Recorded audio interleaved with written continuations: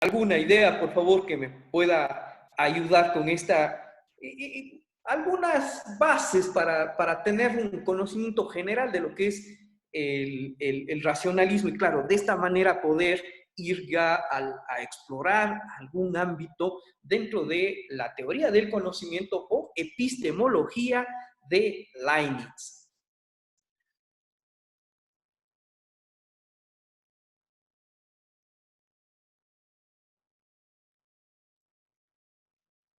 ¿Por qué racionalismo? Sería la primera pregunta que podríamos plantearnos muy básica, ¿no? Aunque ahí ya está respondida prácticamente esta pregunta. ¿Por qué racionalismo?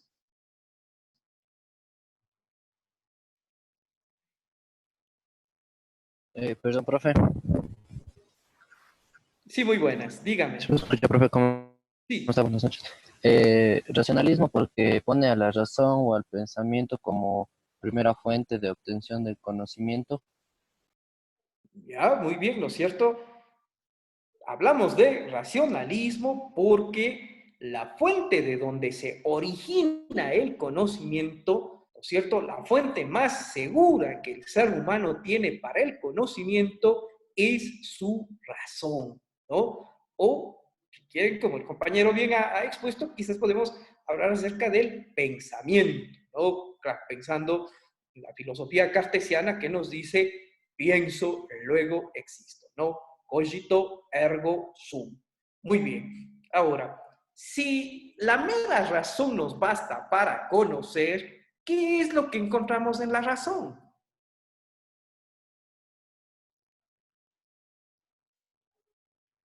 ¿Qué hay en la razón? En el alma. ¿Qué es lo que ya está dado en el alma? Un poco esto más para Descartes. Spinoza, Las claro, sustancias. sí habla acerca de esto, pero no tanto. Sí, escucho. Puede ser la esencia, en este caso, para Leibniz sería las sustancias. No, no tanto eso, no estamos en... Recuerden que cuando hablamos de sustancia, cuando hablamos de esencia, ese campo se remite a la ontología o a la metafísica, ¿no?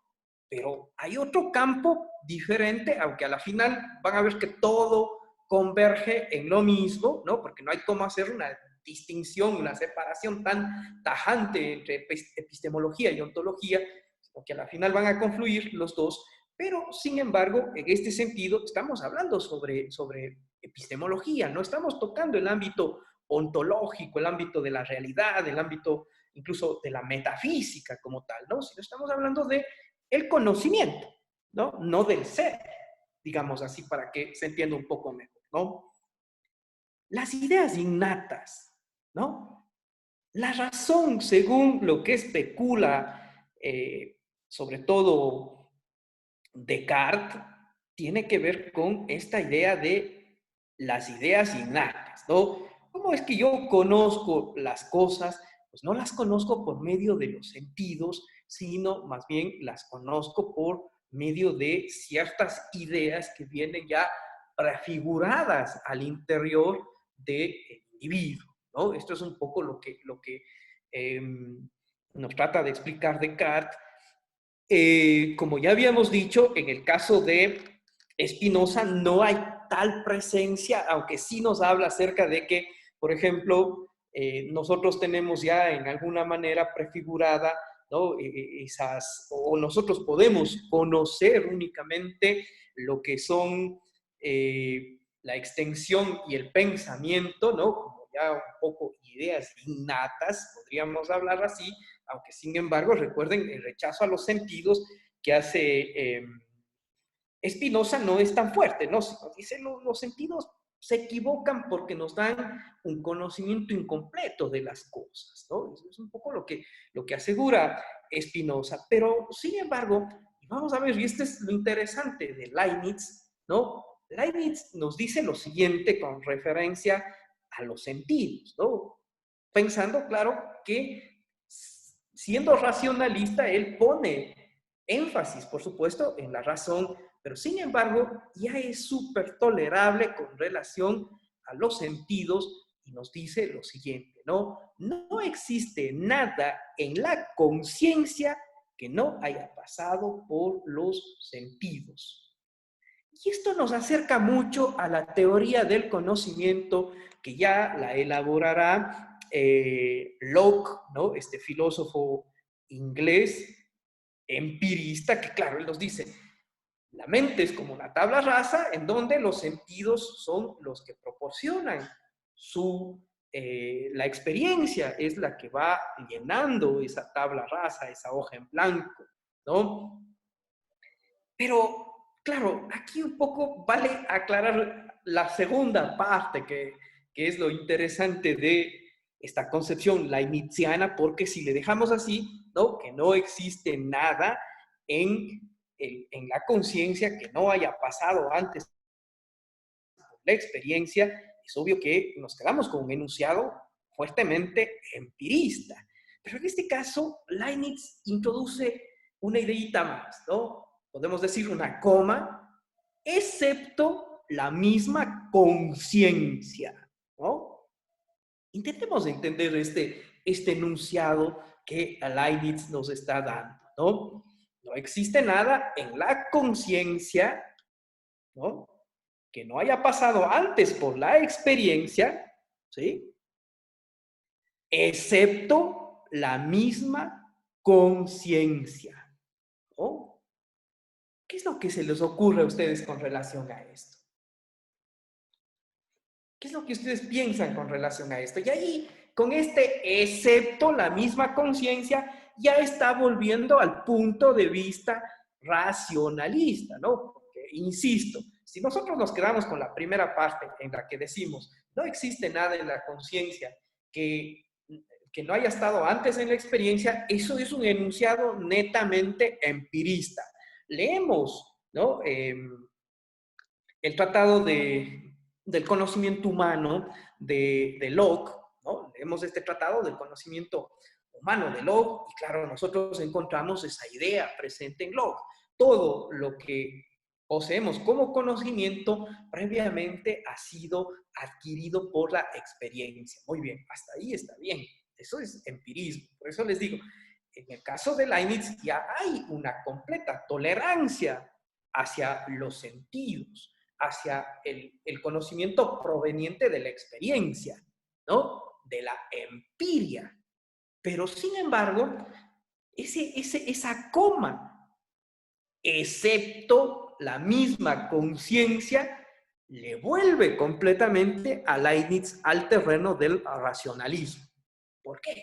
Es la pregunta.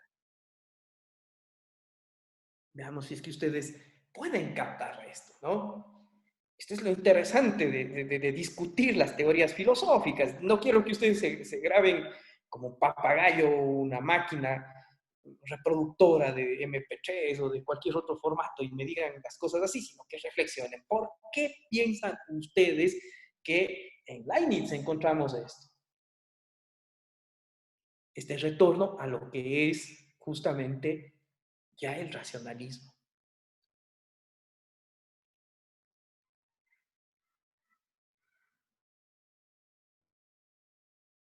Alguien que se aventure a lanzar una idea, no importa que se equivoque, recuerden, eso es lo que realmente menos nos interesa a nosotros juzgar que alguien se equivoque, porque estamos acá para aprender, ¿verdad? Pero sí es muy valiente la persona que me diga, bueno, yo pienso que es así. Por este motivo es que Leibniz nos está diciendo esto, ¿no?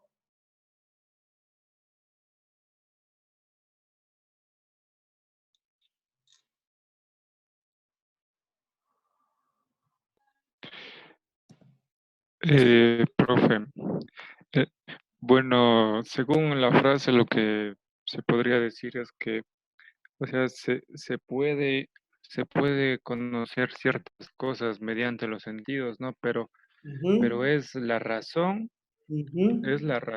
la que nos permite, este, entender dicha perspectiva. Ya, muy bien. Me parece ahí que estamos razonando, estamos ya intentando llegar al fondo de lo que Leibniz nos está proponiendo, ¿no? Por supuesto. Insistimos en esto. Él no está negando la posibilidad del conocimiento por medio de los sentidos.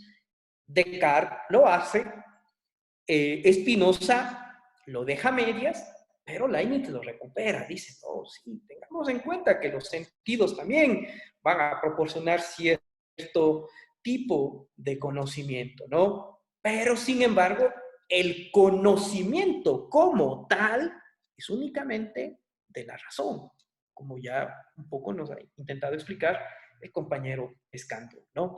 Pero ¿por qué el conocimiento racional, ¿no? El conocimiento basado en la razón es el conocimiento por excelencia? ¿Qué dicen ustedes? ¿Cuál sería la razón de esto?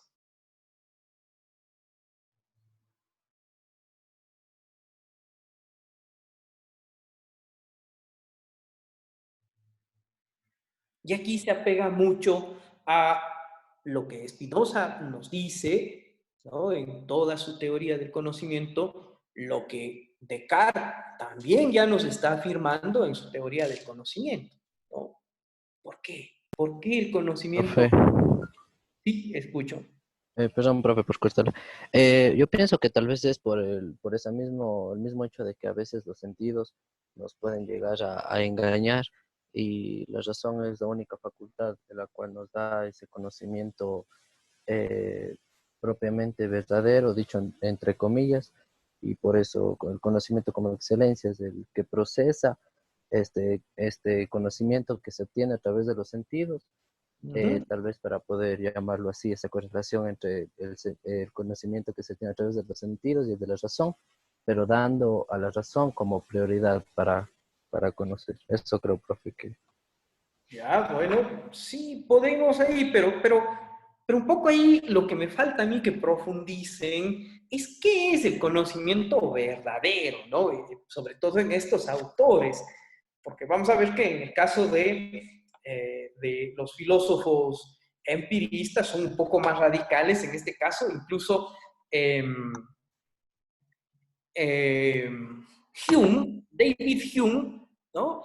Va a romper completamente con esto porque él va a tomar una posición escéptica frente al conocimiento, ¿no? Bien, entonces, ¿qué es el conocimiento verdadero? ¿Qué podríamos nosotros hablar acerca de lo que es el conocimiento verdadero? Cuando nosotros pensamos que un conocimiento es verdadero, pero un poco más céntrense en los racionalistas, ¿no? ¿Qué es lo que buscaban los racionalistas? Cuando Descartes hace toda esa, no sé si llamarlo deconstrucción, me parece que el término no sería, pero vamos a decir reconstrucción, ¿no? Cuando reconstruye toda esta idea de la cera que está presente en la meditación segunda, de las meditaciones metafísicas, él hace toda una reconstrucción de la cera, ¿no? Es decir, una vez que la cera era sólida, tenía sonido, etcétera, y frente al hecho de que se derrite, etcétera, ¿no? Pero ¿qué es lo que queda ahí? Eso es lo que está buscando la razón. ¿Cómo llamamos a eso? Y eso ya nos transporta al punto de vista ontológico de las cosas. ¿Sí? ¿Alguna idea?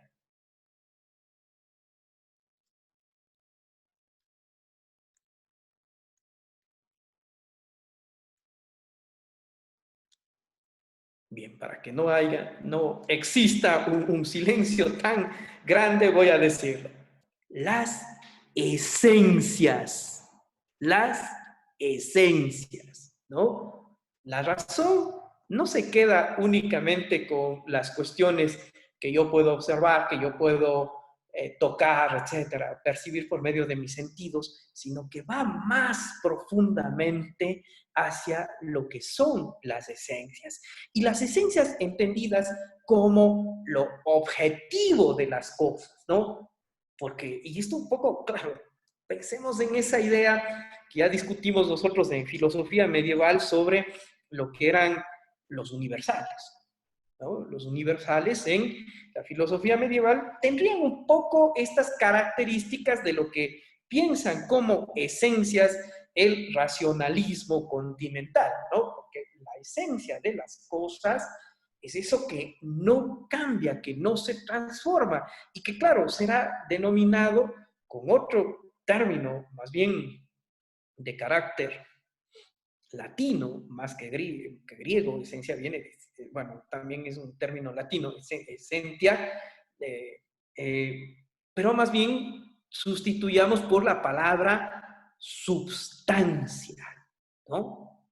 Y la idea de substancia es eso que no cambia, que no varía, eso que se mantiene, ¿no?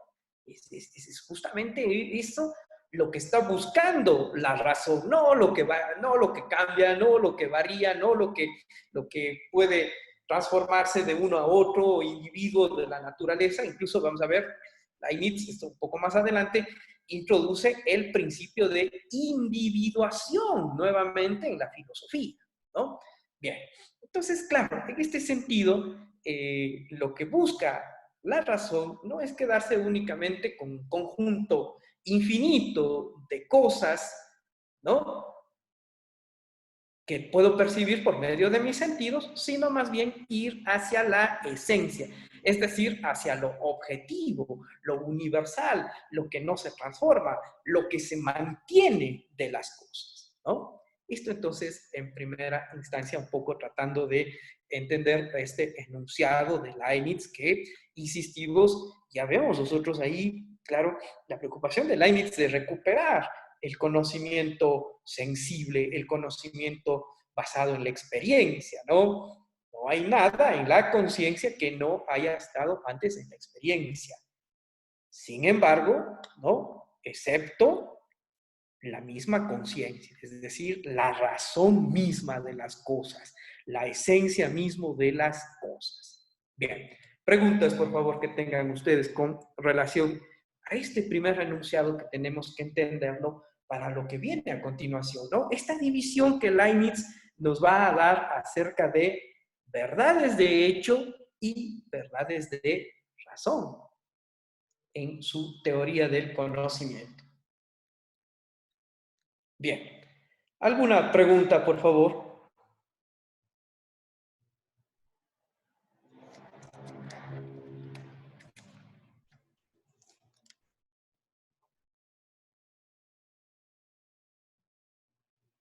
Bien, revisemos entonces esta distinción que, como ustedes ya lo verán un poco más adelante, nuevamente se va a repetir en Locke, ¿no? En alguna dimensión, y esto un poquito para entenderlo más concretamente, Leibniz y Locke son contemporáneos, ¿no? Mientras que podemos pensar, por ejemplo, que Hobbes y Descartes son un tanto contemporáneos, hablemos así, ¿no? Locke y Hobbes son en alguna medida contemporáneos. Spinoza está como en el medio de estos dos filósofos, ¿no? Y más bien, sí, Leibniz y Locke son completamente contemporáneos e incluso mantienen discusiones, ¿no? Están siempre en constante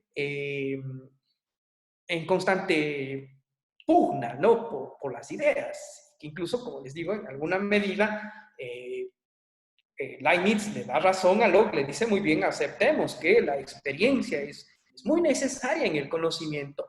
Sin embargo, no dejen de lado la razón, porque la razón es la única que puede ingresar al conocimiento de lo que es justamente las esencias, ¿no? Bien, entonces, dentro de esto, como les digo, luego también un poco ya lo plantearemos, esta distinción que Locke establece entre lo que son las verdades de hecho y las verdades de razón, ¿no? Bien. Recuerden ustedes que, y esta es una categoría que Kant va nuevamente a tomarla en cuenta, que nuevamente la va a poner incluso muy fuertemente en su filosofía, la idea de lo a priori, ¿no? Que esto ya lo hemos dicho, ya lo hemos trabajado en filosofía medieval, cuando hablamos de a priori frente a posteriori, ¿no? Incluso luego Kant, que viene a ser como la síntesis de la filosofía moderna, va a darnos a entender en estas dos dimensiones, ¿no? Por una parte, existen los juicios a priori y por otra los juicios a posteriori, ¿no? Eso ya lo discutiremos, no quiero adelantarme porque quizás vamos a confundirnos aquí, ¿no? Simplemente quedémonos con la idea de lo a priori es lo que antecede a toda experiencia, ¿no? Y mientras que lo a posteriori es lo que tiene que ver justamente con la experiencia. Y estas ideas innatas son de característica a priori, ¿no? Porque en algún sentido, este a priori nos dice Leibniz, ¿no? Tiene que ver con el hecho de que el espíritu las puede extraer de su propio fondo, aunque a menudo esto no sea una cosa fácil, ¿no? Eso es lo a priori, ¿no? Lo que está en el fondo del espíritu, de la conciencia, de la razón, y claro, que de alguna manera el conocimiento es ese empeño de extraer del fondo de la razón, del espíritu, de la conciencia, ¿no? Esas verdades. Bien. Entonces, aquí un poco claro, esta distinción entre verdades de hecho y verdades de razón tiene esta misma característica. Las verdades de hecho son a posteriori, ¿no? Porque son verdades que vienen desde el mundo de la experiencia, ¿no? Es decir, nosotros corroboramos ciertas cosas que vemos, que oímos, que apercibimos y el resto de los sentidos, ¿no? Las verdades de hecho entonces provienen justamente de lo a posteriori, es decir, son adquiridas estas verdades mediante la experiencia sensible. Mientras que las verdades de la razón son a priori, ¿no? Porque nosotros no es que las tomamos desde el exterior, desde el mundo exterior, sino más bien desde el mundo interior, ¿no? Es decir, de la propia conciencia, ¿no? Un poco esto es justamente por eso comencé más bien dándoles a conocer esta frase de Leibniz para poder entender esta distinción entre verdades de hecho, que son verdades proporcionadas por la experiencia sensible, es decir, son a posteriori, son verdades a posteriori, y mientras que las verdades de razón son verdades extraídas del fondo, como nos dice aquí, ¿no? Leibniz, extraídas del fondo de la misma conciencia, del mismo espíritu. Por lo tanto, esto quiere decir que este tipo de verdades corresponden a lo a priori, ¿no? Bien, así de fácil para entender esto de las verdades de hecho frente a las verdades de razón. Preguntas, por favor, que tengan ustedes. ¿Alguna inquietud que tengan con esta división que nos está haciendo Leibniz sobre las verdades de hecho y las verdades de razón?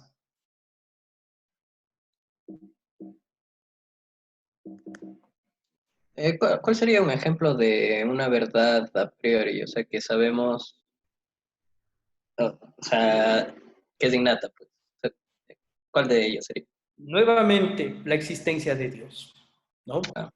Esto es con lo que juegan los racionalistas, ¿no? Es realmente lo que más defienden y uno de los argumentos más fuertes. Si vemos ya esto está presente en Descartes, también está presente en Spinoza, ¿no? Cuando nos dice que nosotros no podemos pensar más que la naturaleza y la naturaleza como Dios, como lo uno, ¿no? Está hablando acerca de la sustancia única, está hablando de Dios y esto no es algo que yo lo conozco por medio de la experiencia, sino es algo innato, es algo, ¿cierto?, que viene desde lo a priori. Y obviamente ya vamos a ver uno de los puntos fuertes de la filosofía de Leibniz, es justamente el hecho de alguna medida tratar de conjugar la ciencia, la filosofía como metafísica y obviamente la religión, ¿no?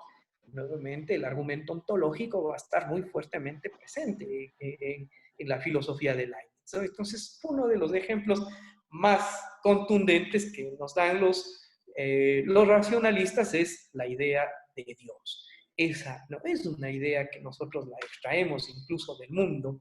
Y aquí otra de las proposiciones leibnizianas bastante controversiales, ¿no? Que este es el mejor mundo posible, ¿no? Es algo que vamos a discutir más adelante, quizás la próxima semana discutamos, ¿no? La idea de que este es el mejor de los mundos posibles. ¿Por qué?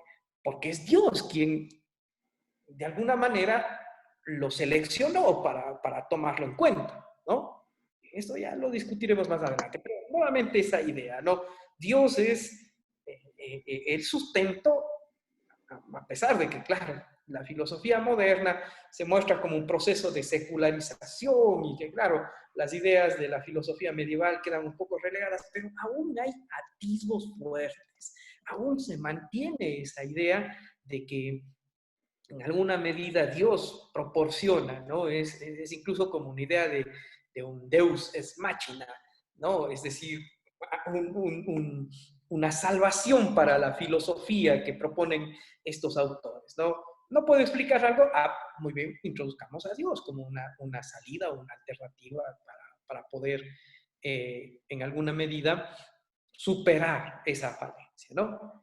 Y claro, otro ejemplo serían los números también, ¿no? Las matemáticas, no es algo innato, perdón, no es algo que yo he aprendido desde afuera, sino que ciertos elementos propios de la geometría, de la aritmética, están ya en mi cabeza antes de yo conocer esto, ¿no? Es como se justifican los racionalistas. Y por supuesto la idea de substancia. Ya veremos con Hume, como ya vengo insistiendo, siempre me gusta hacer un poco de promoción con los siguientes filósofos que iremos viendo. En el caso de Hume, una de las cosas que más le va a molestar es la idea de substancia, ¿no? Dice, esto es una cuestión ridícula, ¿cómo vamos a hablar de substancia? ¿Cómo vamos a hablar de cierto componente esencial que no cambia? No, eso no puede ser, ¿no? Entonces, él va a poner mucho reparo a la idea de substancia y más bien incluso esto tendrá grandes repercusiones en el pensamiento de Kant para dejar de lado estas ideas de la metafísica, ¿no? Bueno, eso más adelante insistimos. Bien. ¿Alguna otra pregunta? Profe, entonces, ¿cómo actuaría la razón para llegar al conocimiento y de igual manera la experiencia según Leibniz? Ya, Leibniz. Para Leibniz, la experiencia nos proporciona, ¿no? Y esto es lo que vamos a ver a continuación, aunque nos faltan unos minutitos, ya saben, se cortan y se vuelven a conectar a este mismo ID, porque incluso hoy los tenemos que alargar hasta quizás las 9 de la noche, ¿no? Bueno, bien. Entonces, en este sentido, ¿cómo funcionan las dos cosas, ¿no es cierto? La experiencia sensible a mí me proporciona el hecho de saber que existe un mundo fuera de mí y que no solo únicamente soy yo el que de alguna manera le da esa realidad al mundo que está fuera de mí, ¿no?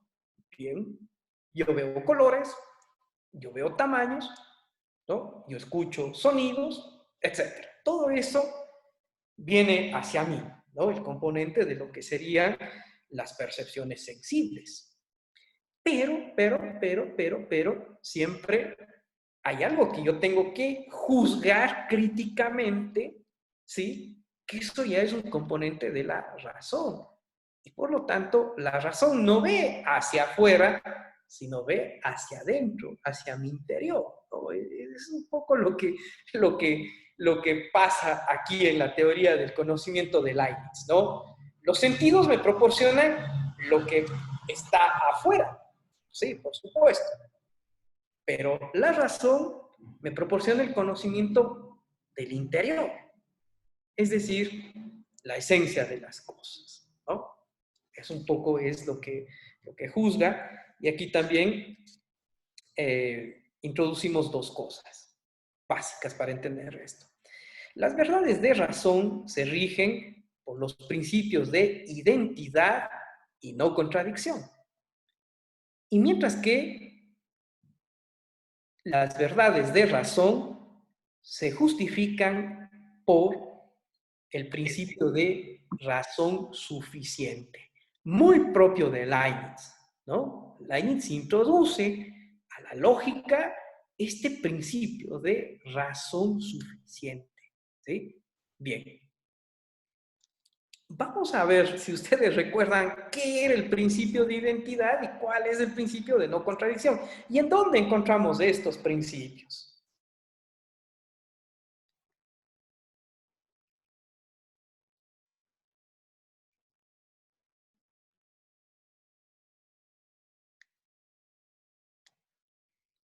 A ver, jóvenes, ayúdenme para un poquito recordar esto y poder ir trabajando un poco más contundentemente lo que es la cuestión de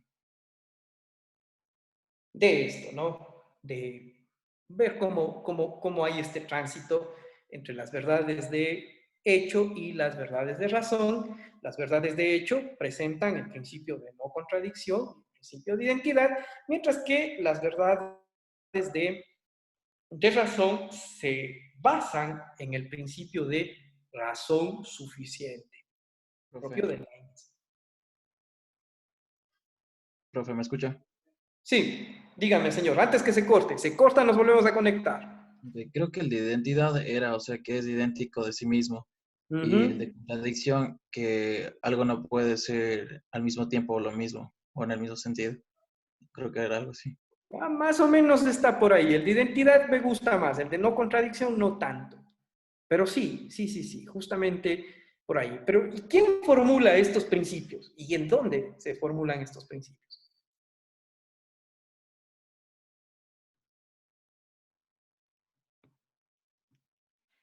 Bien, hasta que se corte, piensen un poquito, se corta, nos reconectamos y empezamos a discutir, ¿no? Principio de identidad y principio de no contradicción.